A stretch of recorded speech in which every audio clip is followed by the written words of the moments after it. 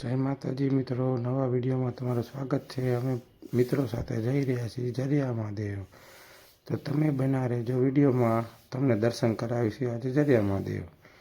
અમે રાજુભાઈની ગાડી લઈને નીકળી ગયા છીએ।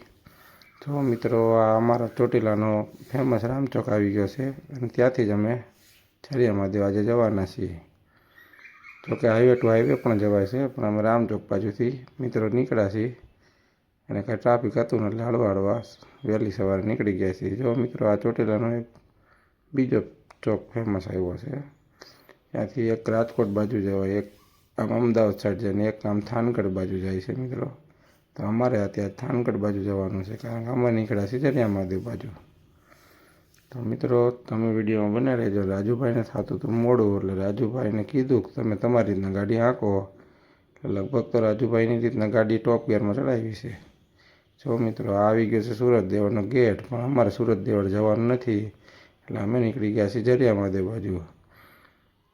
તો મિત્રો, આવી રીતના કંઈક ગાડીમાં મિત્રો સાથે મોજ કરતાં કરતાં નીકળી ગયા છીએ જરિયા મહાદેવ બાજુ। તો તમે વિડીયોમાં બન્યા રહેજો ને આપણે સીધું જ નોન સ્ટોપ સીધું જરિયા મહાદેવ જવાનું, બીજે મિત્રો ક્યાંય ઊભું રહેવાનું નથી। અને આવી રીતના જરિયા મહાદેવનો નજારા જોતાં જોતાં પહોંચી ગયા છીએ। અમે શૂટિંગ ઉતારું, રાજુભાઈ ગાડી હલાવે છે। તો મિત્રો, આવી ગયું છે જરિયા મહાદેવનું પાટિયું, ત્યાંથી જ આપણે ખાલી સાઈડ વળી જવાનું છે અને એ જ રસ્તો સીધો જરિયા મહાદેવ બાજુ જાય છે મિત્રો।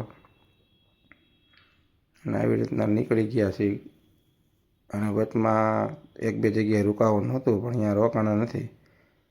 તો મિત્રો, આવી ગયું છે ખોડિયાર આશ્રમ, ત્યાં ઘણી બધી ગાયો છે અને એમાં જ એક નવું મંદિર બનાવ્યું છે નવા જરિયા મહાદેવ તરીકે। અમે અહીંયા દર્શન કરવા ગયા હતા, પણ કાંઈ ફોટા બોટા પાડ્યા નહોતા, કારણ કે રાજુભાઈને મોડું થતું એટલે અમે નોન સ્ટોપ નીકળી ગયા છીએ।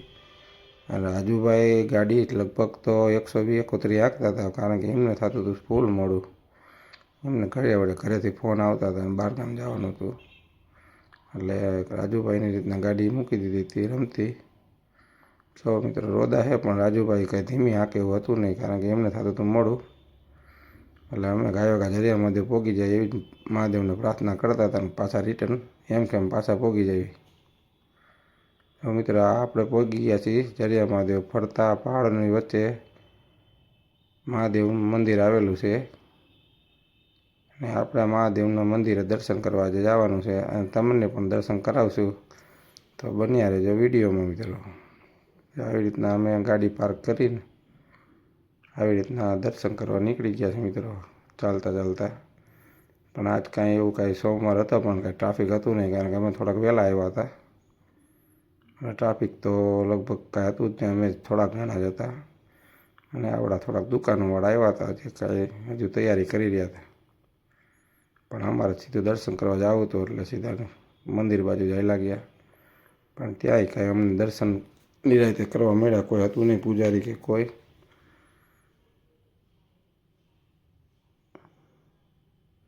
જો મિત્રો, આવી રીતના છે કાંઈક બજાર, પણ કાંઈ કોઈ માણસોની ટ્રાફિક હતું નહીં, કાંઈ ભીડ હતી નહીં, એટલે તો એ શાંતિ હતી, પણ કુદરતી નજારો હતો ભાઈ।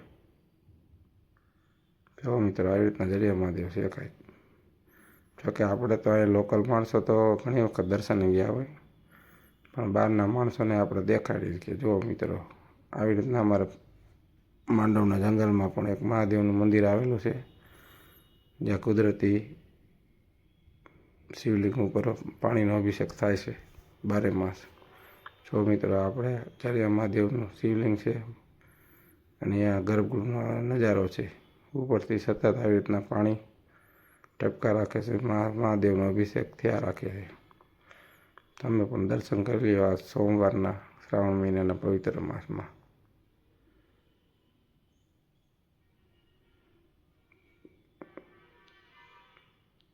અમે રાજુભાઈને તુષારભાઈ ત્રણે આવ્યા હતા દર્શન કરવા અને હવે જઈ રહ્યા છીએ મહાકાળી માની ગુફા તરફ।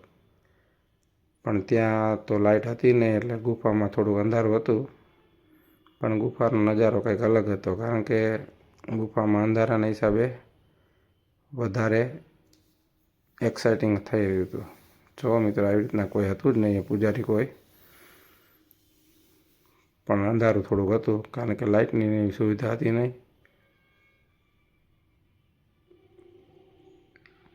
આવી રીતના અંદર ગુફા આવેલી છે. મહાકાળી માનું અંદર મંદિર છે નાનું એવડું. જોઈ લે મિત્રો, ત્યાં આવી રીતના સતત અખંડ દીવો થઈ રહ્યો હતો માતાજીનો. દર્શન કર્યો જાય મહાકાળીમાં.